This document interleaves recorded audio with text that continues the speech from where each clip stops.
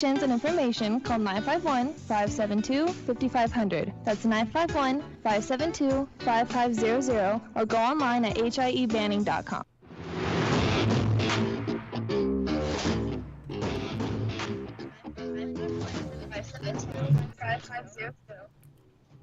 That's right. It's the morning show here on ABC News Radio, KMET 1490 AM. I'm Aaron Michael Sanchez.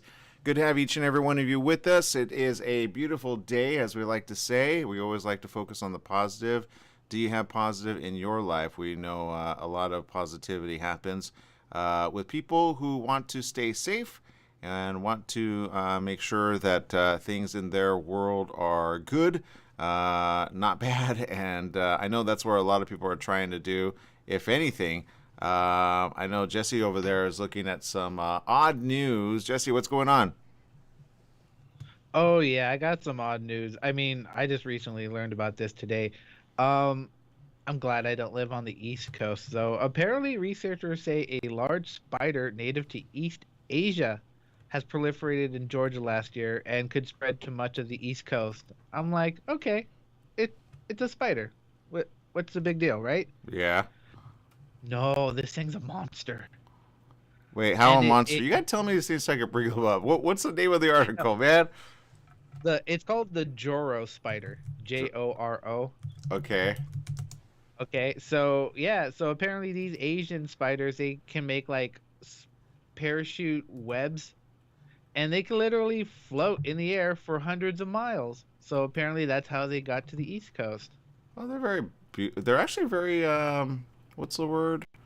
I mean, they're very yellow and kind of colorful. They're kind of cool looking. I'm not gonna lie. They really are, but yeah. Are you gonna freak out when a spider crawls on you? Yes. Yeah, I think you answered it for yourself, but yes, I don't know.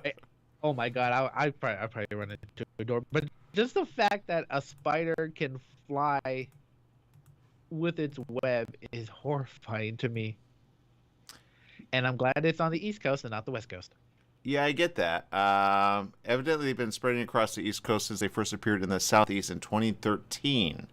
They can grow to the size of an adult's palm. Ooh, that's big. Yeah, that's big, Jesse. Which is why I said I'm going to freak out, because it's huge. Yeah, I get that. I think the question that everybody's wondering, though, is it poisonous? I think that's kind of the concerning question, right? Isn't that what you want to know, Jesse? No. That would have freaked you out that it's poisonous or not? I mean, come on. Maybe it could be like your new pet friend. You could call him Charlie. No. If it has 8 legs and it's crawling, oh my god! I was sitting here doing my thing one day, and I felt something tickle my leg. I'm like, okay, what is that? Oh my god! There was a giant centipede trying to crawl up my leg. I ran into the wall. I literally busted through this door so fast. I do not like insects crawling on me. I can tell. You know what? It's a little centipede and you need a little something. You just needed was it a centipede or like a silverfish or like a weird? Oh, centipede. It was at least 6 inches longer. Oh, centipedes need to turn into a butterfly. You gotta let it turn into a butterfly, man. You're like, is that what they do? Wait, no, you're confusing me with science. No, a butterfly. You're messing with me. No, centipedes turn into butterflies. You gotta just give them a little bit of leaf, put them in a, you can put them in a jar or something and see them crystallize, and then they come out like a butterfly. And then you're like, I'm so glad I did not hurt you, little centipede. No, you're messing with me now. No, I stomped on this thing and it still lived. So, well, if it's a centipede, everybody knows. Okay, those tuning in, vote for what Jesse should have done. Everybody's like, you do realize sometimes they turn into little butterflies. You just killed one of our butterflies. Jesse, thanks a lot. Centipede. No, I get it. Caterpillars are more of it, but sometimes centipedes are, I don't know, maybe we got to look it up. But due to its large size and striking colors, many are put off by the looks of the Joro spider. The University of Georgia announced in March 2022, that was just around the corner a few days ago, these spiders could likely colonize the entire East Coast. Oh, wow, Jesse. Well, you did travel to Florida. Maybe one's in your bag. Oh, great. Now you're horrifying me now. Oh, my God. Okay, so East Coast is checked off where I'm going to live now. Yeah, Oh, Georgia residents have gotten accustomed to the golden webs, the Joro spider popping up everywhere from power lines to front porches. They're venomous, so that's kind of good to know. You're welcome.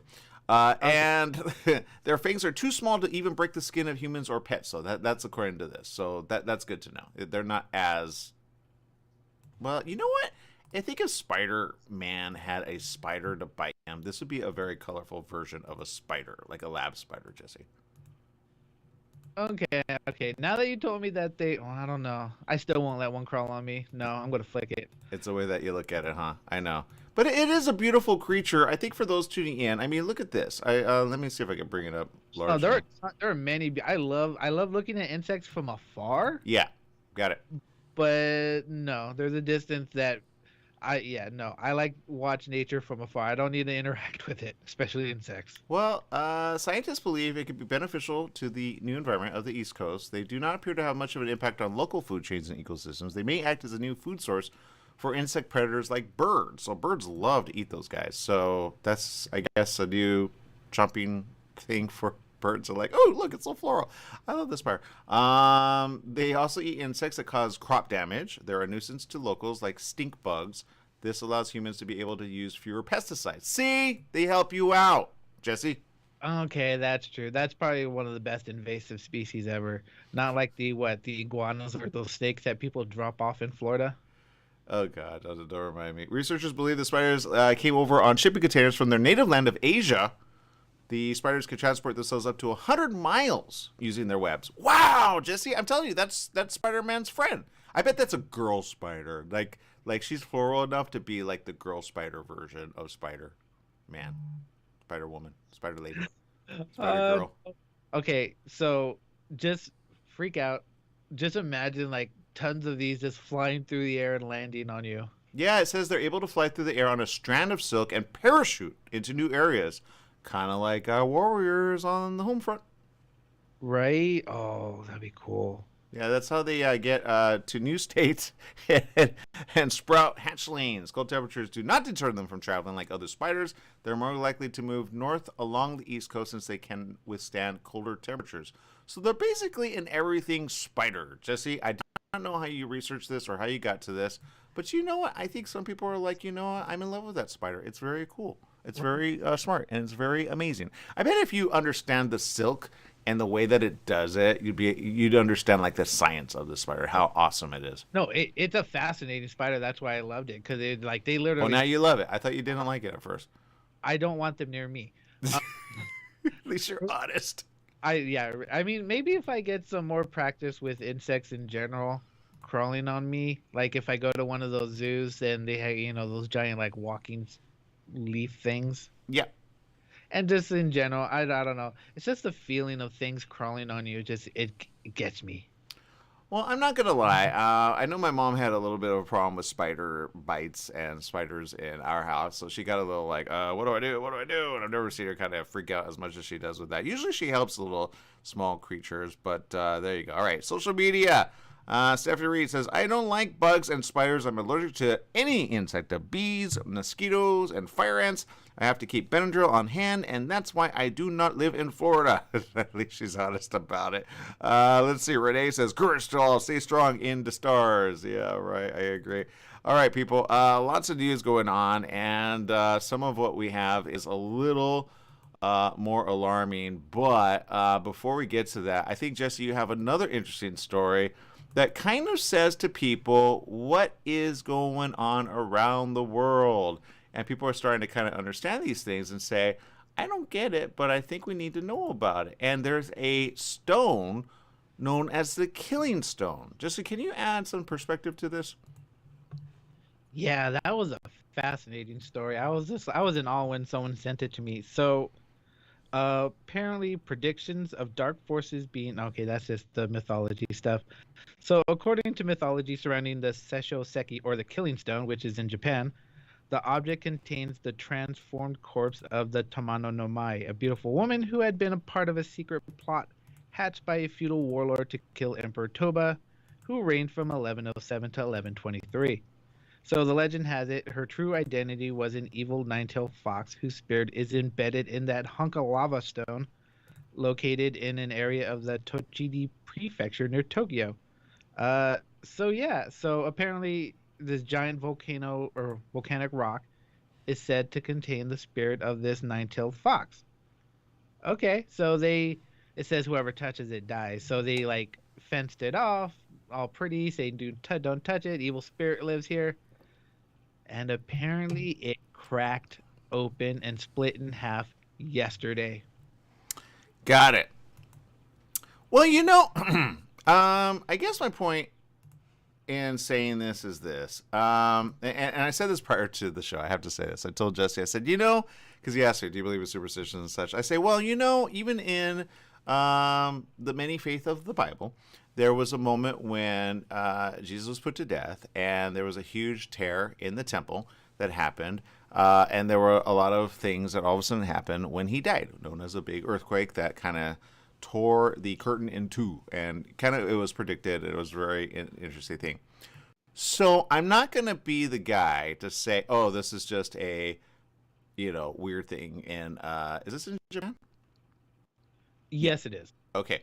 And I will say I don't know enough about it, except that if it is a 9 foxtail, it is more good luck than not. You don't know anything about foxtails, do you?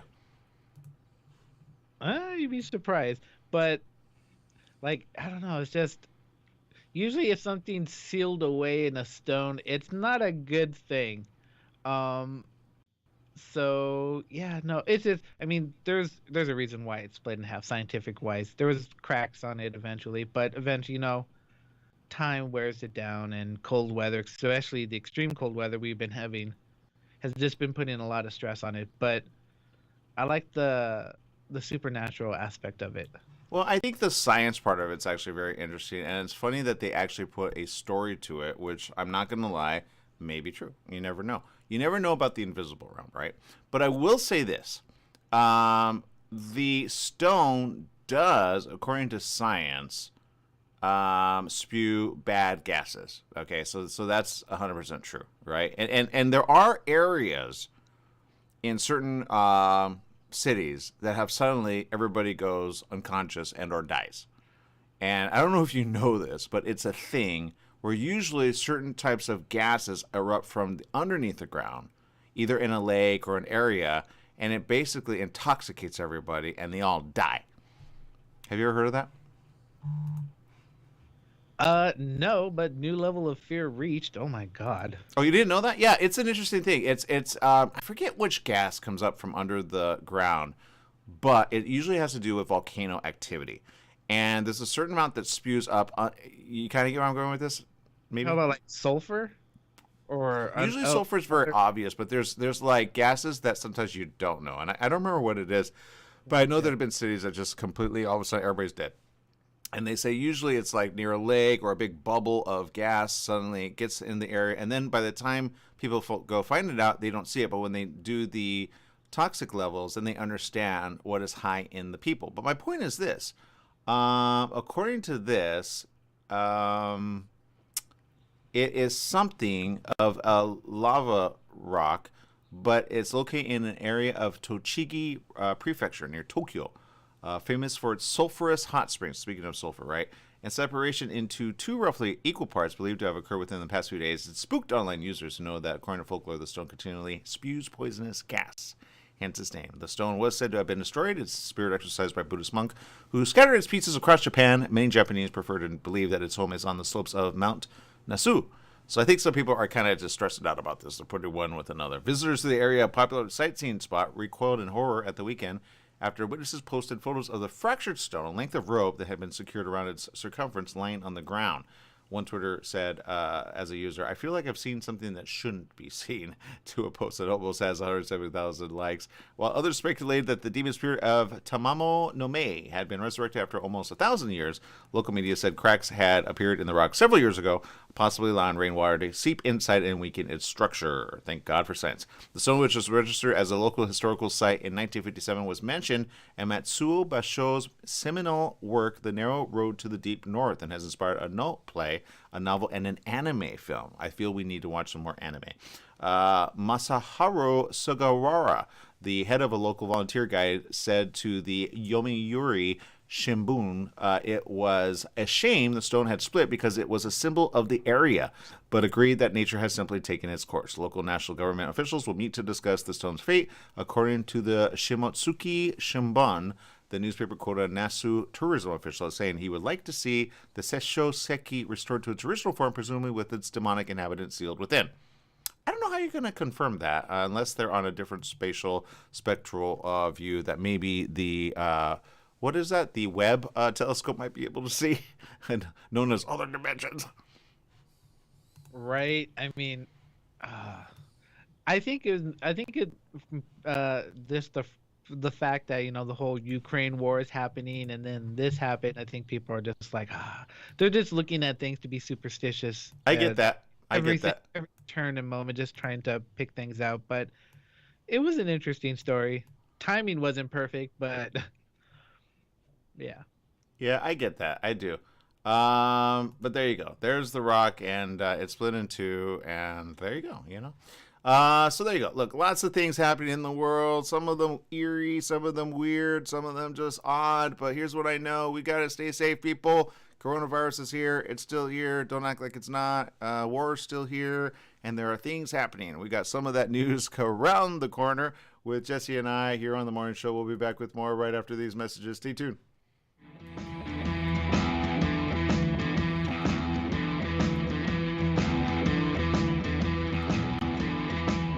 Are you paying rent because you think you cannot afford to live in your dream home? Are you renting because you don't believe that you have the down payment funds to purchase your own home? The Siegel Lending team at ronismylender.com has up to $25,000 to help qualified people purchase their own home at amazing interest rates. Contact the Siegel Lending team today at ronismylender.com. Again, ronismylender.com, license under NMLS 217037. ronismylender.com.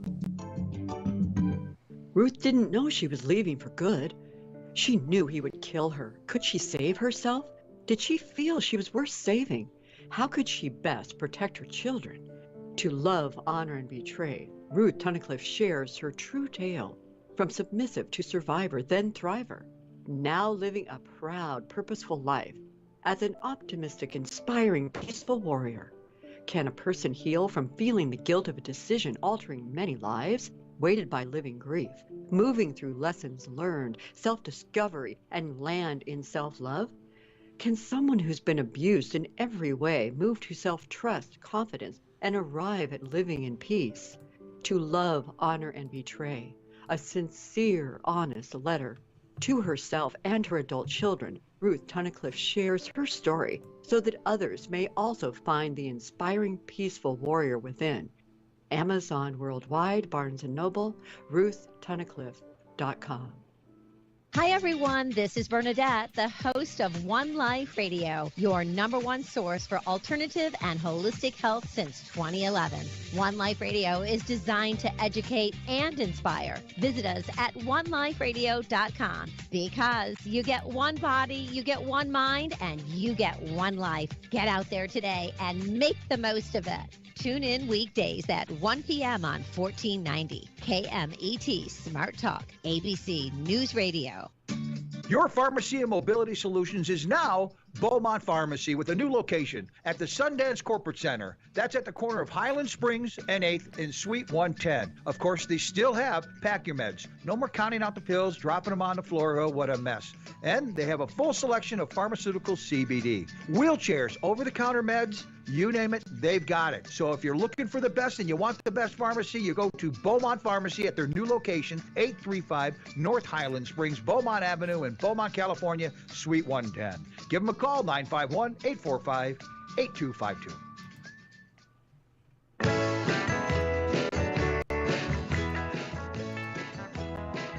Welcome back. Yes, it is the morning show here on ABC News Radio, KMET, 1490 AM. I'm not going to lie, Jesse. Gas is up.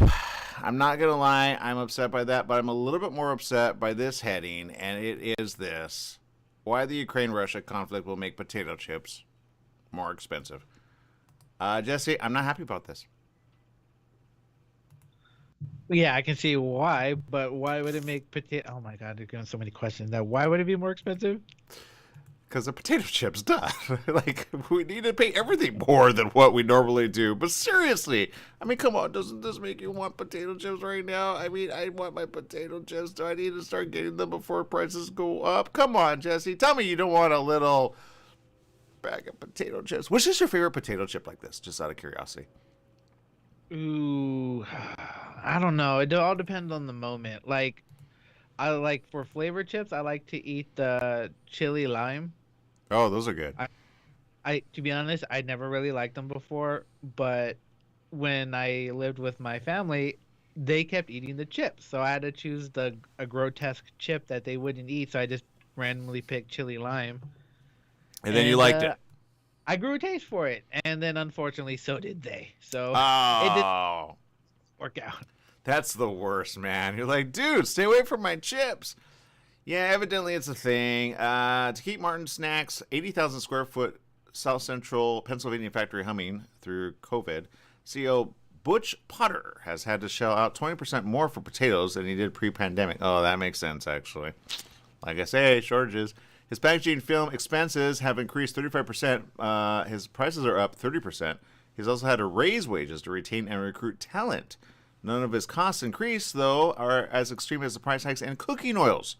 Mostly of the sunflower and cottonseed variety that Potter requires to produce snacks like jalapeno kettle cooked chips and slender pop sea salted popcorn. See, so he sells it basically to the big guys, right? He's a manufacturer. Yeah, let's see. So the oil costs Potter 99 cents per pound right now. 18 months ago, it was half that. Sunflower oil is now 128 per pound versus the 60 cents it cost in September 2020. Have you noticed prices? I mean, I'm going to take this as a very simple, matter-of-fact thing and say, why is it that if we have less humans on this earth, we are paying more in the end? I have no idea, but money is king. So Yeah, I mean, this is why I say, even if you're a greedy guy, you want to make sure people do not die because we're all paying more for the people that are no longer here. Does that make sense? yeah, yeah, it would. But you just want them to barely struggle, barely to keep alive. That's what you want. Yeah, I feel everybody's going way too much up in prices, and this has a cyclical effect. And I know, Jesse, you and I were talking about this, about gas prices. Gas prices have reached an all-time year in California. What has it in your neck of the woods? Let's say we got Judy tuning in from Walla Walla, Washington. She says, also, by the way, good morning, watching. Please keep my grandson, Javon, in your prayers. He was in a bad accident where he lives in New Mexico. Let's see, a fire in New Mexico. Got it. Okay, well, we are very, very, very not wanting anything bad to happen to him. I hope he gets well, and he will definitely be in our thoughts this day. Mark also says, sorry to hear, prayers. And I traveled through New Mexico. New Mexico is a very nice state to be in, but I don't know what happened there, so I hope he'll be safe around the corner. But I will say this. When it comes to prices, there is a financial crunch happening, and it's starting at our gas prices. But we've been feeling the crunch for at least a year and a half. Everything went up, and I know Biden had kind of like addressed it, but his team has not been addressing the oil situation, especially since everybody's now saying, oh, we're no longer going to get oil from Russia. Well, here's the thing. We get oil from so many places. It doesn't make sense for them to all of a sudden advance to a new high, except evidently this is the newest high we're going to see. I think they'll probably level off in about 3 months, but they're going to use whatever they can use as a thing to say, oh, well, okay, we have to have more higher prices. But here's the thing. Russia and the U.S., when it comes to the oil, have been more a recent thing. But why have the prices been kind of creeping up all of a sudden, as of like a month and a half ago? If you look at the numbers, they creeped up to $5 overnight, then $6. Now we have $7 around the corner. How does that affect industries which depend on fuel? How does that affect all of those things that we get delivered at Walmart, at Target, at certain supply stores known as Ralph's and or Albertsons, or just our normal everyday thing? How does that impact all of us? Well, it's going to impact us in a very big way because they're going to pass on the money to the consumer. So at the end of the day, we're all going to pay more. But how are you going to actually substantiate paying for more when you yourself are making the same wage you probably did at least 3, 4, 5, 6 years ago if you're still with the company that you're with? There's no way to get ahead of that. There's no way to get ahead of it. And the reality is, I feel they're using this war as a thing just to kind of substantiate their already increased prices. Because if you did the math of how much you spent in 2018, 2019, and 2020, you'll see that your expenditures are a little bit more normal than not. But all of a sudden, in 2021 and 2022 now, it's skyrocketed at least anywhere from probably as little as, with these new numbers, I think it started at about 8% to as much as 18%. And that is a huge problem for all of us because, A, people have been made to work less because of certain lockdowns for at least a month, month and a half. People have been laid off of their jobs. People have gotten other jobs, but they may be making either less and or more depending on the area that they're getting. But at the end of the day, even the minimum wage doesn't substantiate what the normal household gets, especially when you add in children. When you have children and you have all these things kind of coming at each other, what is it you do next? Honestly, you stress out. So there's a cyclical thing that's happening in our nation and is happening even around the world. Are we paying more for the people that are no longer here? We have literally what was it? Let's see, 6. How many did it say? How many people died around the world again? From what? Coronavirus. Didn't you say like 6 million? Yeah, coronavirus. Let's see, deaths. We just, I always get confused between the world numbers and then our numbers here in the U.S., right? Because they're always different. I think we're crossing the 1 million threshold here in the States, right? Let's see, I'll do deaths, USA. Okay, so according to the information readily public due to here online, U.S. COVID deaths, let's see, I know it was like 900 some thousand the other day. Yep, here it is, 951,000 deaths. So we're basically crossing the million threshold. But we have 6 million.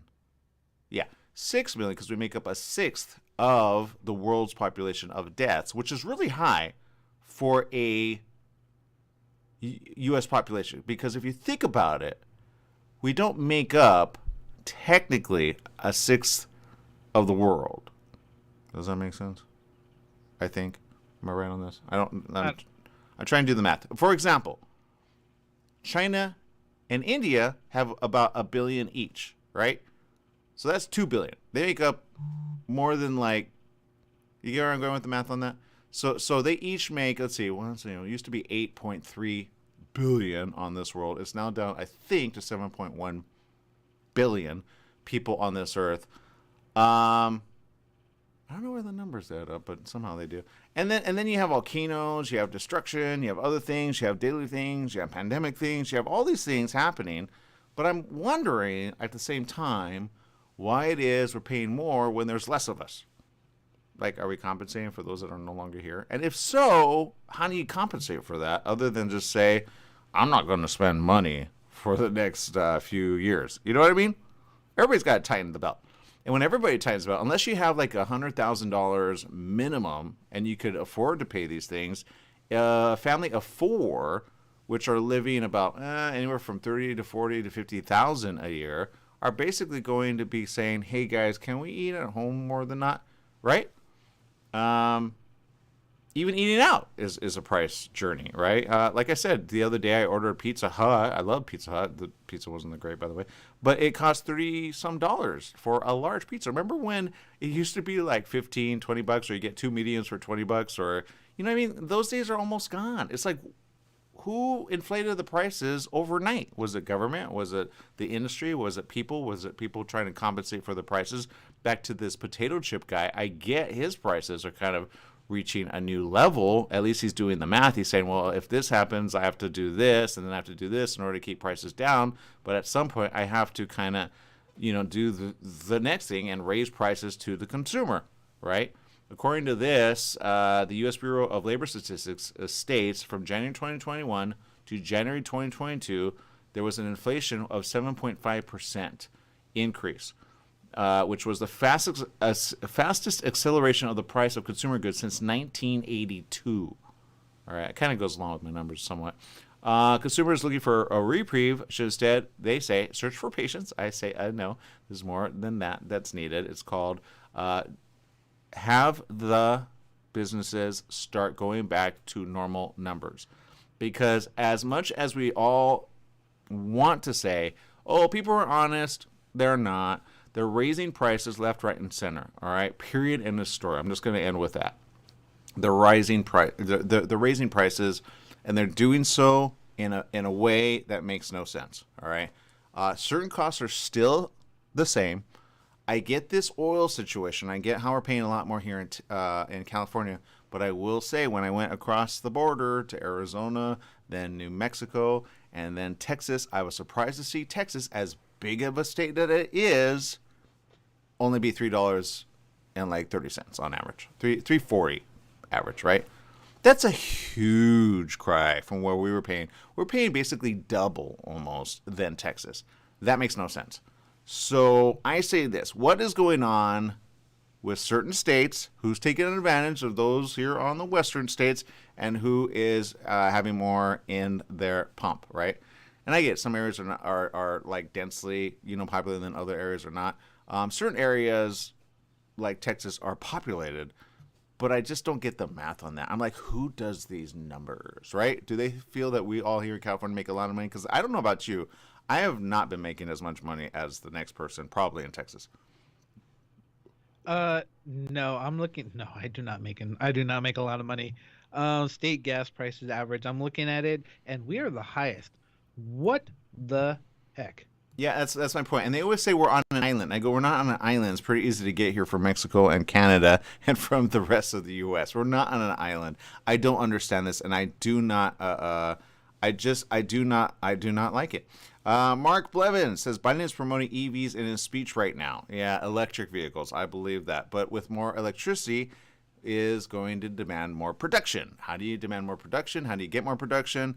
When you have everybody bombing nuclear power plants, it's like, oh, God, what are we going to do next? I say again, we have it. We just need more solar farms. And I feel that there's a huge business to be made, especially if you have a plot of land and or you get a plot of land like in the desert or somewhere. As long as you have access to wires and access to power lines to be able to kind of get it back to the state that you live in, you can generate a lot of power in, honestly, land that actually isn't even used. I went East Coast, like I said, to Texas. I didn't go all the way to Florida. But I will say I saw a lot of land ready for sale that isn't being used. There's so much land out there.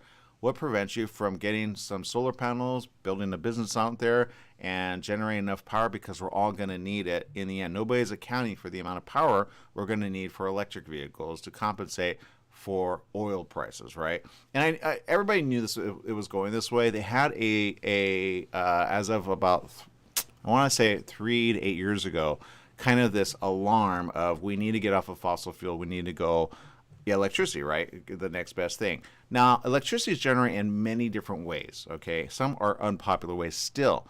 But if you go to solar, it is getting to the point where you can actually generate it for yourself, your home, and or anyone really, if you have a solar farm, right? So I say if you have a plot of land and you're not using it, solar farm, right? I don't know if you've seen certain areas like Walmarts where they have like like shades, or even like schools where they put a bunch of solar panels and then they generate for the school, but then they sell the rest back to the state and they get compensated for it. That is, and then you have free energy for years to come. That is the way around this energy crisis. But I will say the vehicles are not all there yet.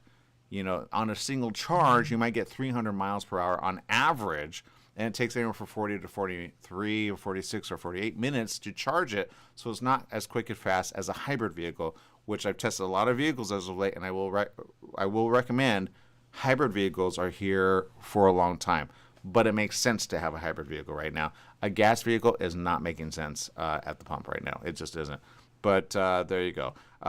Renee says solar energy and electric cars are great, and they are. We just need more to be able to be sped up when it comes to charging. That's number one. I said if you can get me a charging unit that can charge within at least 8 minutes, that makes sense for me to kind of sit there and wait for it, because when you're on the go, you rarely have time to charge it at your wherever you're at, right? And I know that you can plug them in like you do your phone, but what happens when the power shuts off, or what if you forget to do it because you're so tired? There's other reasons why it makes sense to have a gas vehicle and or a hybrid vehicle and an electric vehicle. I think an electric vehicle should be a second vehicle, but not a primary vehicle. I don't think we're there yet. But that's my own view. I've driven some electric vehicles, and I just say we're just not there yet. There's some cool ones. Do they have cars with solar panels on them or no? They do, actually. They're very heavy, though, a good majority of them. I've seen the ones that are really cool at the auto show, and they were trucks. Trucks have the ability, again, because of the heaviness of them already, to generate enough power to actually get them where they need to go. But, again, you need constant sunlight. Now, I will say this.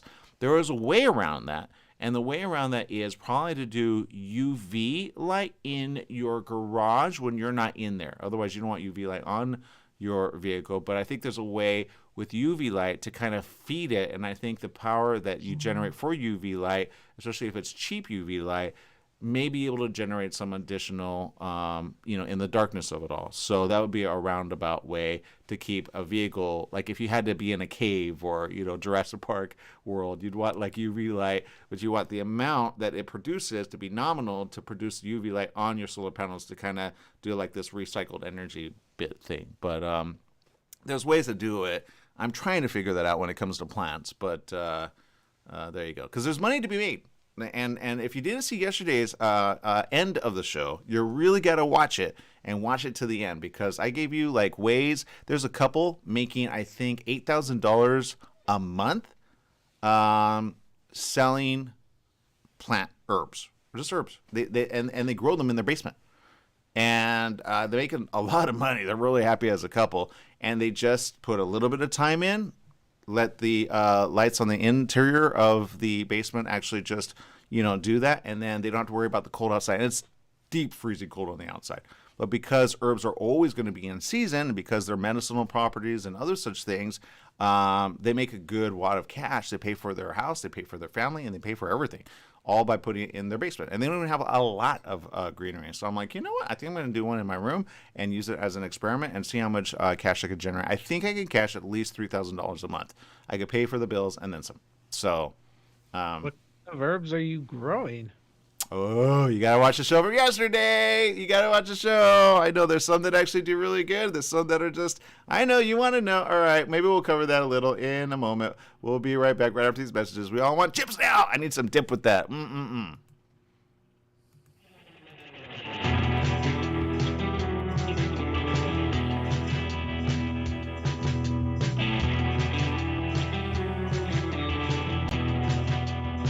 KMET 1490 AM with you everywhere you go by downloading our free smartphone apps found on the KMET website, KMET1490am.com. You can also go to the Google Play Store or the Apple App Store on your phone to download the free app. Now you can listen live or play any of your favorite programmers' podcasts using your smartphone. Go to KMET1490am.com and download your free phone app today.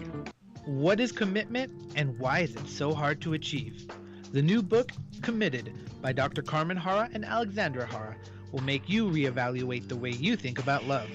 Committed is a relationship manual that unfolds in 2 parts: the work you need to perform on the inside and the 7 distinct archetypes you will encounter on the outside. Committed, a new book available on Amazon by Dr. Carmen Hara and Alexandra Hara, will help to find and keep the love you deserve. Committed, available now on Amazon. Hi everyone, Dave Levine here. The Dave Levine Show is back on the air. 10 to 11 a.m. Wednesday mornings on KMET 1490. Join me for an hour of Law & Order stories and commentary. Law & Order is now the #1 issue for Californians. If you miss it live, you can hear or watch it 24/7 on either SoundCloud or live stream.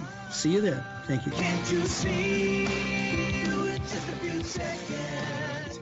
Standard Time is here. That means shorter days and cooler nights that make you want to stay inside. Don't get caught in the cold. Franklin Mechanical Systems can do a preventative maintenance check on your heating unit. Get it working right. For cleaning, repair, or a new installation, call them for a free estimate. Franklin Mechanical Systems, for all your residential and commercial heating and air conditioning needs. Call their Beaumont office at 951-845-1000. That's 951-845-1000, and stay warm today.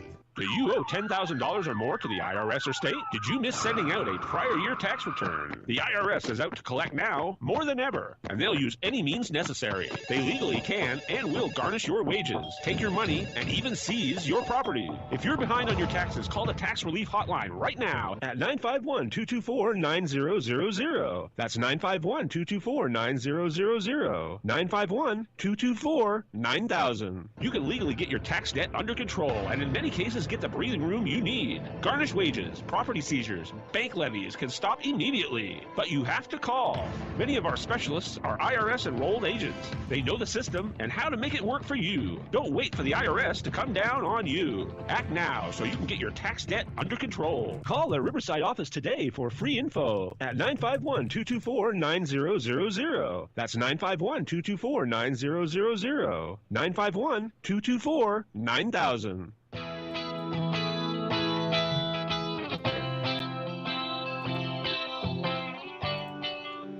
Welcome back. Yes, it is the morning show here on ABC News Radio, KMET 1490 AM. If you're just joining us, I haven't made the clip just yet ready for people to watch. I may redo it just to make sense to some people. But I said yesterday that with the climate shift that's been happening, we're getting a cold season coming up around the corner. And I said that indoor farming is a thing that a lot of industries are starting to look at, and the smart money is going to go there, I think, in the next 3 years, especially when we have certain food shortages around the world. We're not the only ones on this planet that need food and or plants and or things for our bodies, right? And I will say it's a business that a lot of people have been looking to as of, I want to say, the last 3 to 4 years. Indoor farming, okay? And I know it sounds messy already to some people going, why would I want to do indoor farming? That sounds like messy with things. But there's a way to do it that makes sense.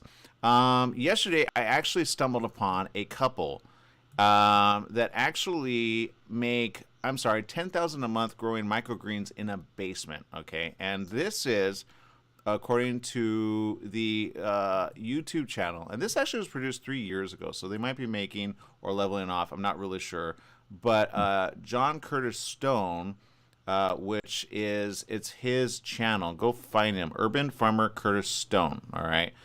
There's a whole movement online that actually is really neat to watch, and it's interesting because it's all real. And those that kind of have a green thumb, I will say, you might as well put your hand at it because there's ways to do it very smart and in a good way. Okay, so I'm going to bring up this picture so for you guys to see, and then you could check it out. I talked about it yesterday, and you'll see. Let me get a good screenshot of the couple and their like situation.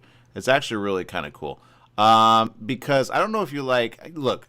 At the end of the day, people grow all kinds of weed. Yeah, Jesse. I mean, come on, let's face it, right? Let's think about it. Yeah, I was thinking about it. No, I recall your story. I think I remember reading about them growing microgreens, and it's actually a great idea. But everyone goes, that's the easy part, growing it. You got to remember the hard part. You got to sell it. You got to find people to sell it to. Yeah, I want to say hard part. I already gave kind of the way to do it as of yesterday, and I said just get 30 friends minimum and start growing just a little bit, not a lot. All right. Now, these ones have been able to kind of make a business of it. But when you're growing 10,000, anywhere from 8 to 12,000 a month in your place of residence, known as a basement, Jesse, and you're doing it like that, They have it down to a science, and it's not messy. They do it in little containers where it's like very just organized. I don't think this lady likes mess. You know what I mean?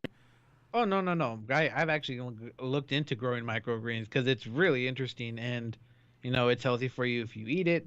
Yeah. But the main thing is, you know what? You got to find sellers.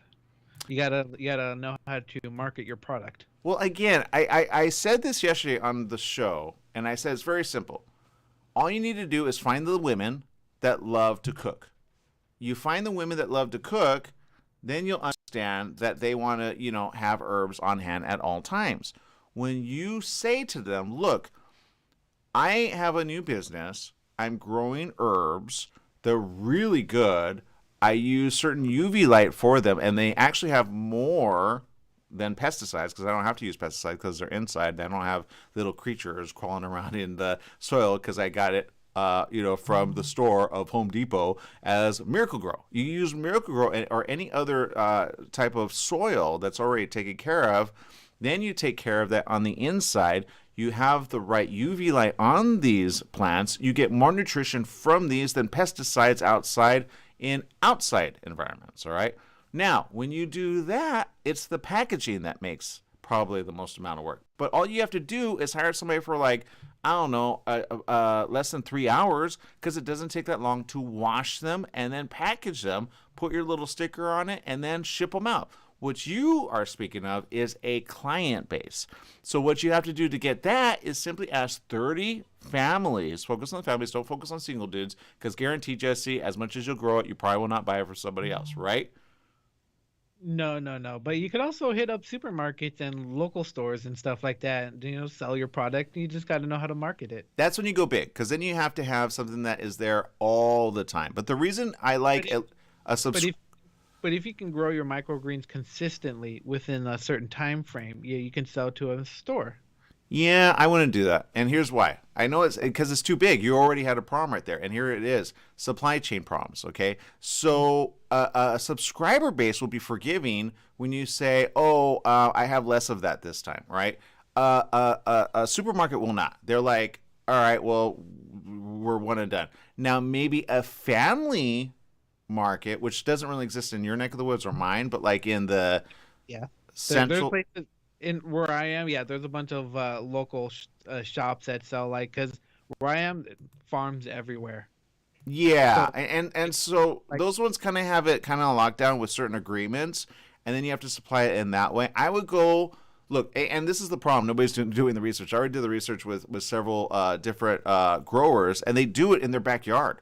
Some don't even do it on the inside, but they use their garden to be able to grow these herbs because they're high producing numbers. Because if you look at our price herbs that are naturally green, it's very expensive to get them already. All right. I'm not talking about the fluid kind that actually help you out. I know my mom's like, well, I get certain herbs already from iHerb. I go in my head, I go, yeah, I understand. You pay a pretty pocket of money for that. It's actually good to get it in its very natural state. But my point is this. All you need to look, 30 people is not a lot, right?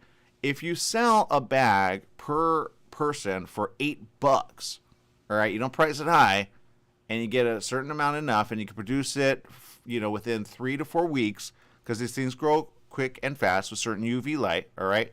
You turn that profit around again and again and again, and then you let your base of 30 people kind of spread the word for you. Then you reinvest some of that money, and then you get new area of like what you kind of see on the photo a moment ago, right? Which is basically just racks with light, and these have just white light, and if white light just works for herbs, then you're good to go.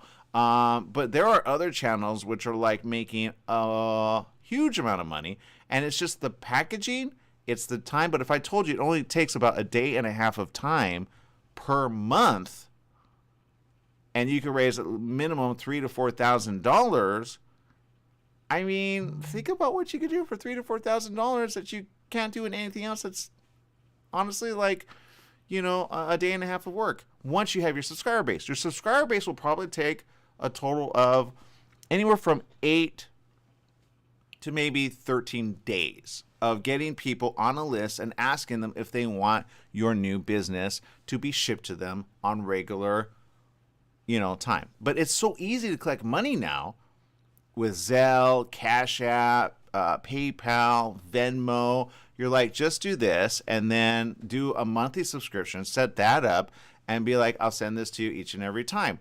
Just make sure, again, to wash the ingredients. I think one guy that I was watching, he was a YouTuber. He's like, yeah, some people complain. It was because he didn't wash it thoroughly, right? He kind of let the grain in it, and nobody wants, if you want to put it in your salad or something, you want it rinsed off. So you got to make sure to rinse properly, right? Your herbs. Don't get it like all, you know what I mean? Take time with that. Don't get subscribers kind of like weirded out, kind of like your face just kind of, showed. But that takes time and a little bit of effort. But once you have your subscriber base, you have them for years to come as long as you create a good product. And because it's rinse and repeat stuff, you don't need to really think about it. You let it grow for you. You know how parents always say, and I used to say this to the little one, I said, money doesn't grow on trees. Well, it does, evidently, if you know how to plant properly. Because sometimes avocados, if you have an avocado tree, how many people put their avocados to no use and they just let them rot? Because they don't pay a guy to go and get the avocados from the tree, put it in like several big bags, and then sell it to your friends. You're like, look, I produce really good avocados. There are growers that do that, and they make anywhere from $5 to $8 now because, honestly, avocados are expensive, right? So if you have an avocado tree, why not turn that into a little bit of cash or a little bit of money, right? Or if you have a home that you're looking at, why not get one that has one of those? And then you say, all right, I may not want to go up in the tree and get that, but I'll pay some guy to get me some. I'll give him a certain amount of them and or get it from the profits. And all you have to do is do a farmer's market once a week or not do a farmer's market. It's up to you. But it's natural fruit and or vegetables. You just want to make sure they're not buggy, they're not problematic, and that you have a good base of people saying, hey, I'll buy this from you. Have you ever gone to a farmer's market in the past? I have. I love going to them. But yeah, if you have an avocado tree, you have money. Yeah, you have expensive. You have money right there. I'm saying there's a smart way to do it in the inside of your home using UV light, and a lot of people aren't understanding it, and it's pretty cool. So there you go. I put it yesterday. It's on the show yesterday. If you want to go check it out, go check it out. I will make a quick version of it, but I'm out of time, people, on this channel. Stay tuned. I'll speak a little bit more. Follow me at Aaron M. Sanchez. We'll let Jesse go. Bye-bye, Jesse. Have a great day.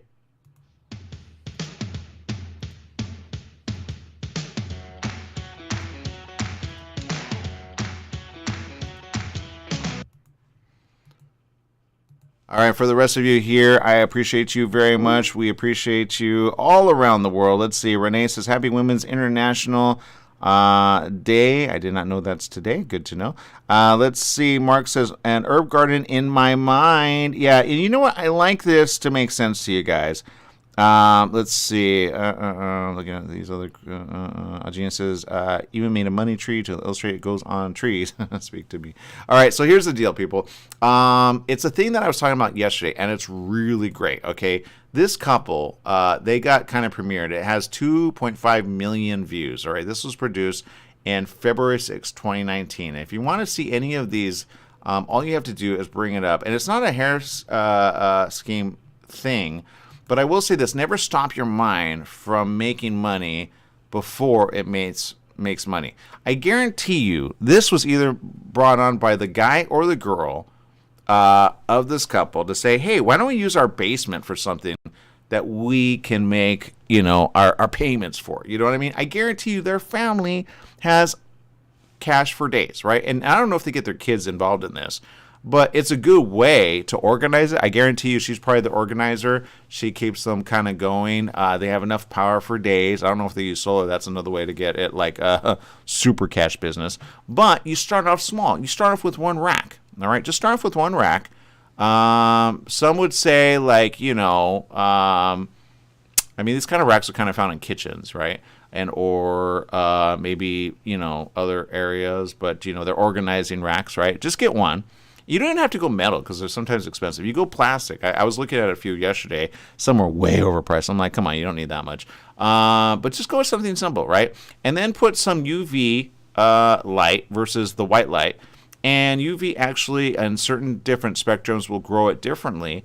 If you kind of do some research on YouTube, you'll see it really quick.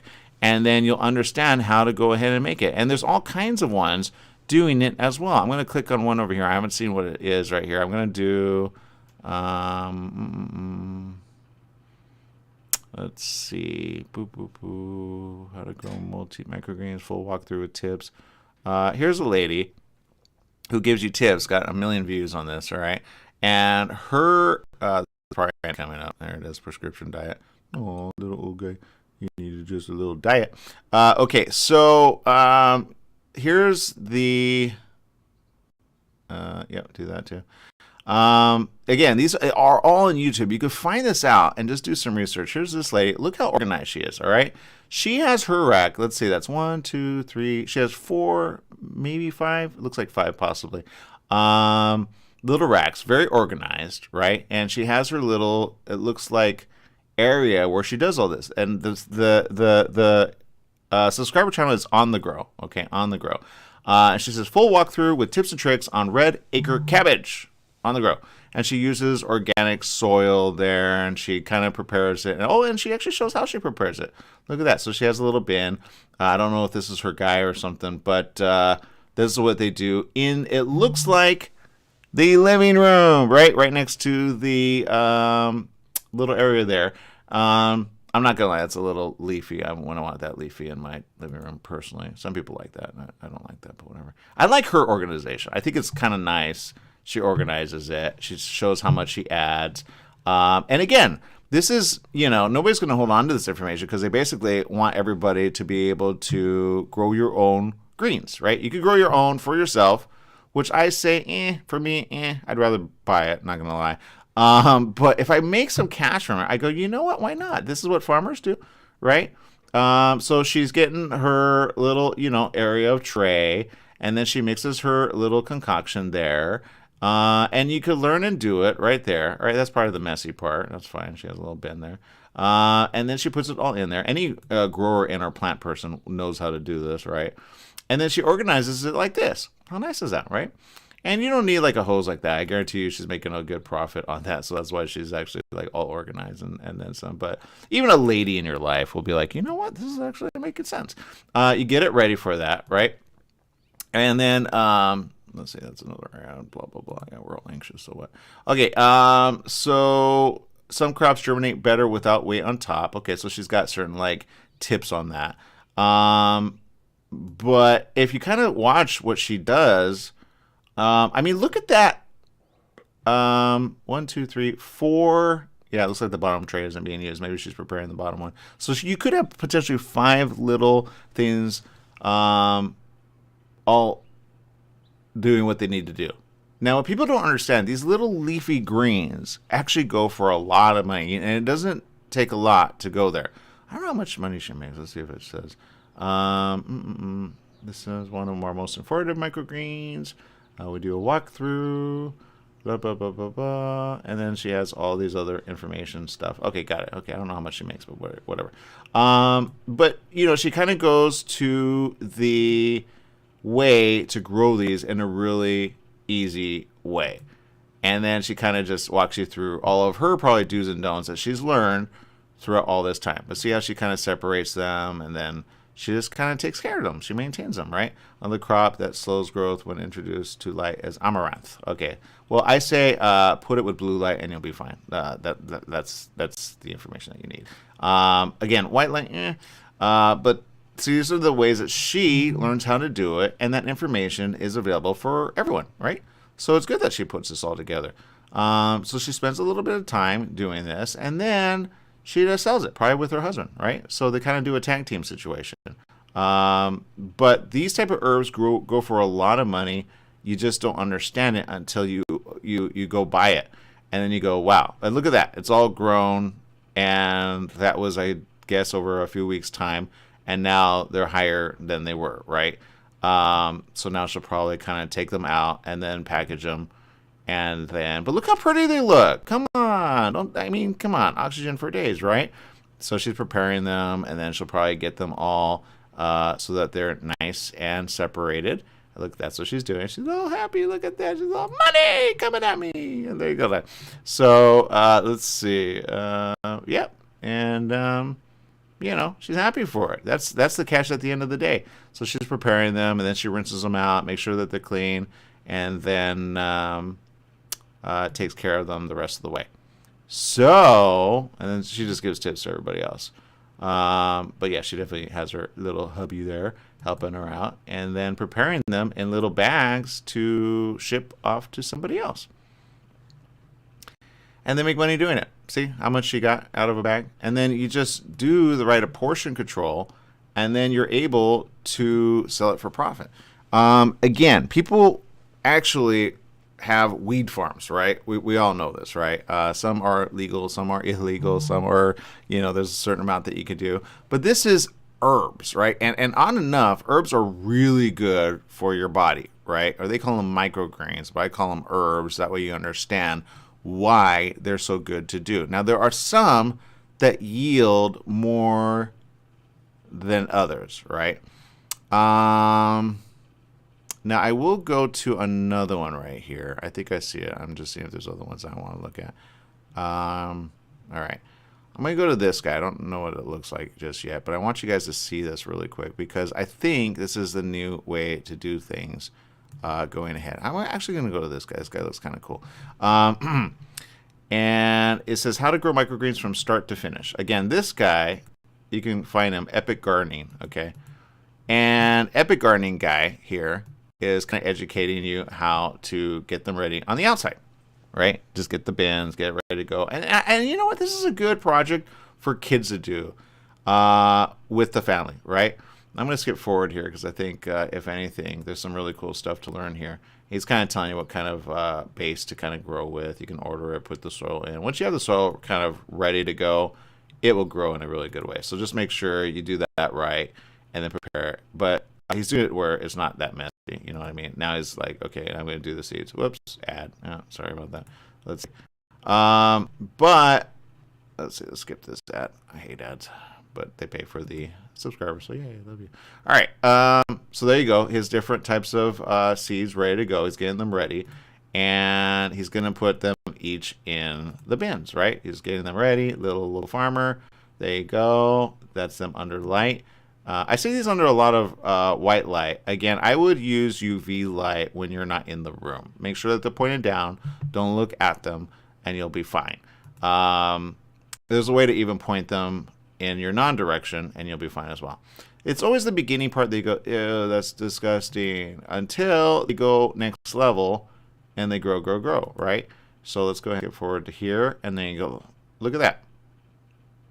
And I guess some would say that's wheatgrass, I think, which is, again, a very nice thing to sell if you're going to sell like to, place that needs it. There's a lot of benefits of that.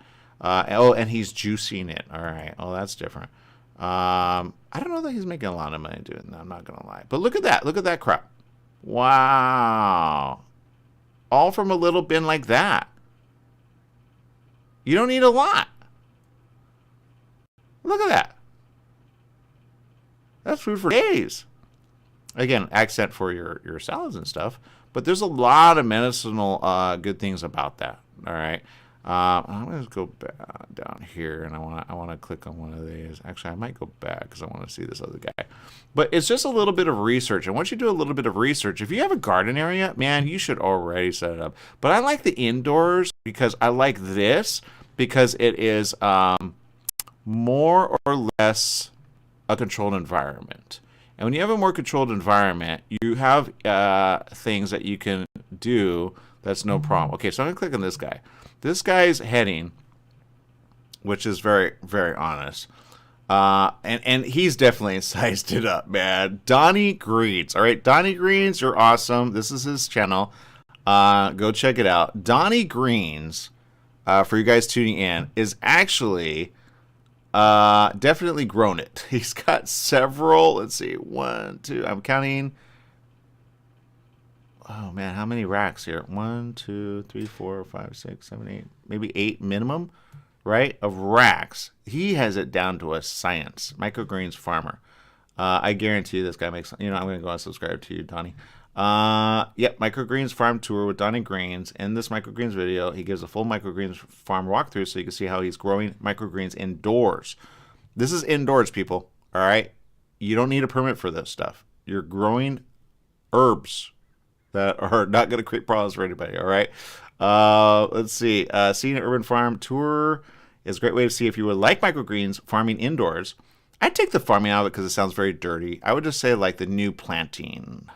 Right. Some people like flowers. Some people like plants just for decoration. I say, you know what? You might as well have something that comes from it. This microgreens video is a microgreens business tour video where he gives a microgreens business walkthrough via this indoor microgreens farm tour.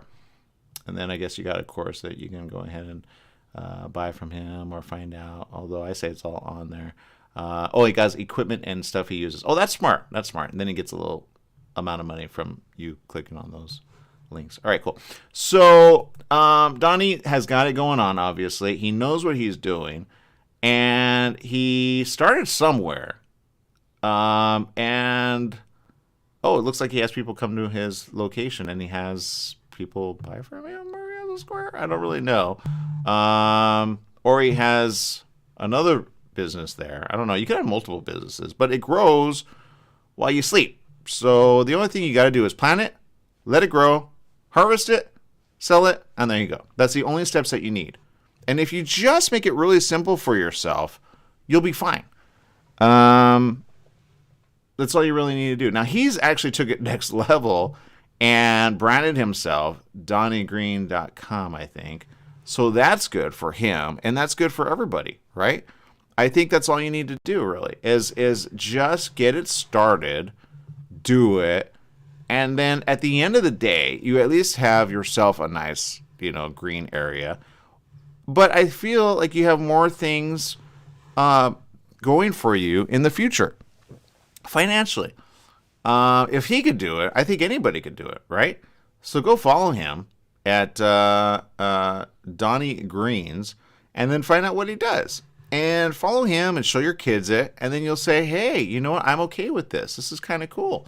Let's see if I can click through here. My mouse is acting up for some reason. There you go. All right. But let me just close this out here.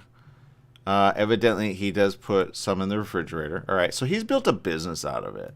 Okay. He went next level with it. Let's see. He's got, what does it say there? Pea, sunflower, radish, broccoli, grass sprouts. Okay, so he has an outdoor farm too, it looks like. So he's making a big use of, oh, there you go. That's kind of his area of expertise. So he really took it next level. But you don't need a lot to get there, if that makes sense. But you have these little green things make the money for you. All you have to do is put a little bit of energy into it, and you're good to go. Now imagine if you have an apartment, right, and you have an extra bedroom. Or let's imagine you're growing it now, or you start it, and you want a new location, right? You let these do it for you. You just got to invest in the lights. You got to invest in the little trays, which are plastic anyway, so that doesn't take a lot. And then you got to invest in the tower, right? Which again, I don't think I would do metal. I would do plastic just to get started. That way you could be like super, super, super, super cheap. As my mom literally told me, she goes, yeah, but you got to pay for this. I go, yeah, but you got money for days as long as you keep it up. The only time it does it is if you kind of give up and you don't do it anymore. That's the only problem, right? Evidently, I'm sending out a lot of data there, so I'm going to go ahead and take off this clip there if I can, because it's locking up on me. Let's see here. Yep, it's locking up on me. It's saying, you're producing too much video. Stop doing it. And I say, all right, well, whatever. But my point is this. Follow this guy. Follow these people because they actually, they'll even tell you best ways to start out. Get all this information in you. And if you feel like you want to try it out, I say try it out. Then let us know what you're doing. Yeah, Algini agrees. Yes, Donnie, go, boy. Let's see. Renee says, wow, barter systems. Yeah. I don't like barter. I like people paying. Because barter systems get you, honestly, without money over time. It's good for a little while, but it's not good for a long time. I've never met anybody that actually is happy long term when they do just barter. You know what I mean? Sell it for little and you'll have clients for days, right? Don't sell it for a lot. Don't overprice. Don't gouge because they will find it elsewhere, right? Just do your homework. Go to the store that you go to, do a little search on how much these herbs cost, all right? And then do the math of how much you would need to do for yourself in order to produce these seeds. Because once they grow, they continue to grow and grow and grow and grow. You just have to continue allowing them to grow, right? And that's the best part about herbs. They just continue growing, growing, growing, growing, growing. And then you just